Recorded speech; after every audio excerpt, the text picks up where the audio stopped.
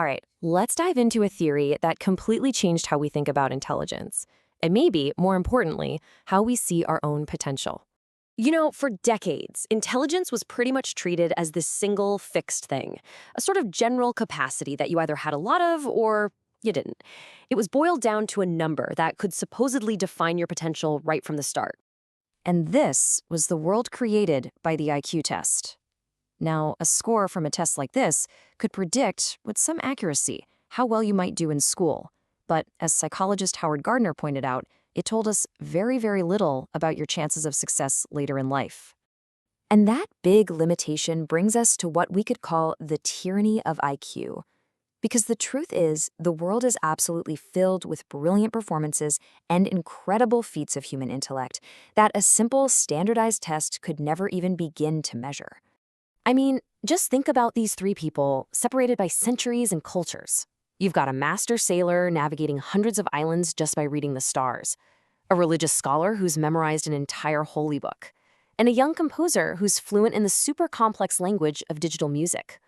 Every single one of them is demonstrating a profound kind of intelligence that just wouldn't show up on a standard IQ test. So this gap, this huge chasm between what we measure in a classroom and what actually leads to a capable, successful life, well, that's exactly what set Howard Gardner on his revolutionary path. And that realization kicked off what we can call Gardner's quest, and it's really the origin story of this whole new theory.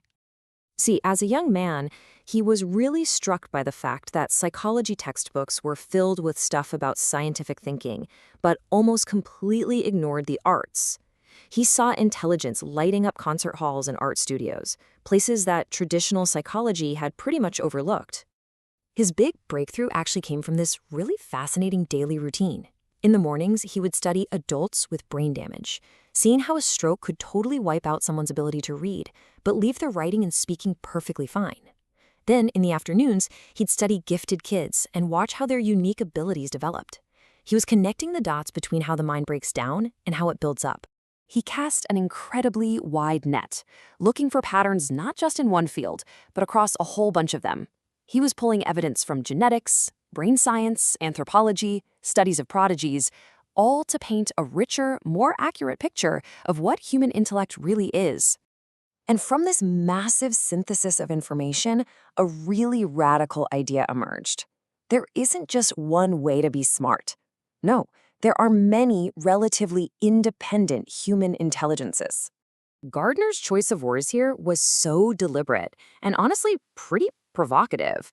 Calling these things intelligences instead of, say, talents or gifts, that was a direct challenge to the psychological establishment and its obsession with a single IQ score.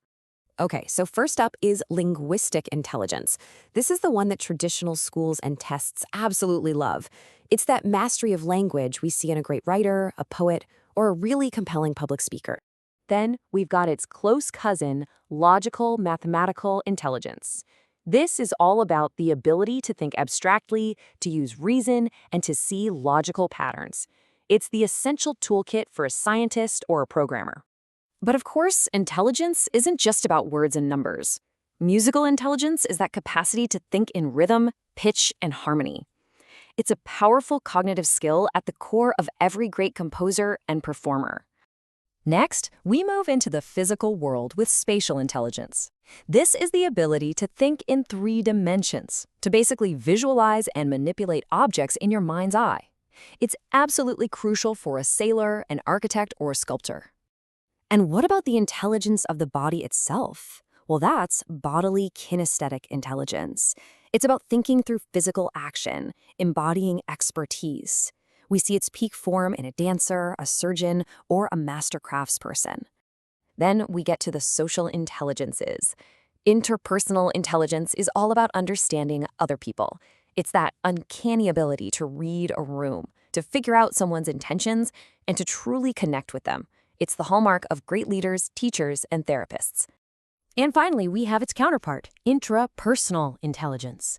This is the equally vital intelligence of turning inward, of understanding your own feelings, your own motivations, and having a strong internal compass to guide your life.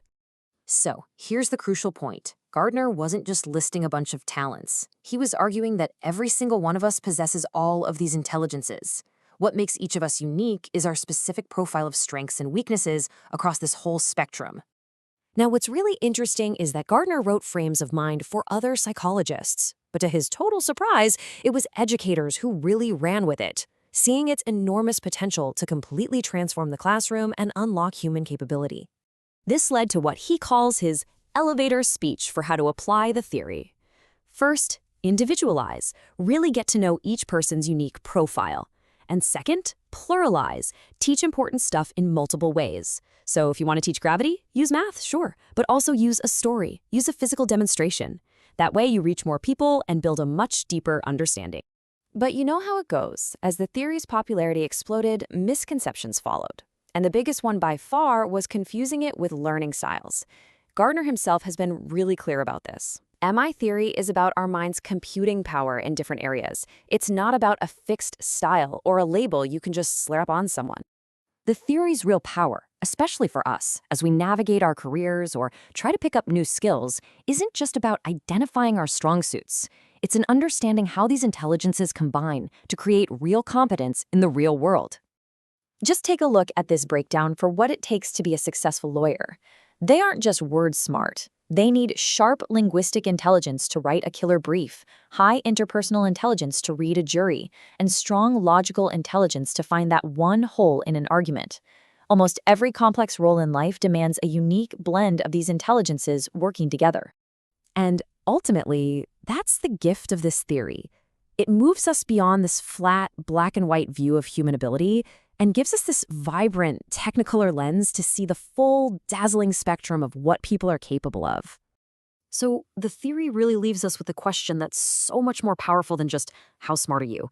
It invites us to look at our own unique blend of strengths and ask ourselves, how are you smart? And how are you going to use it?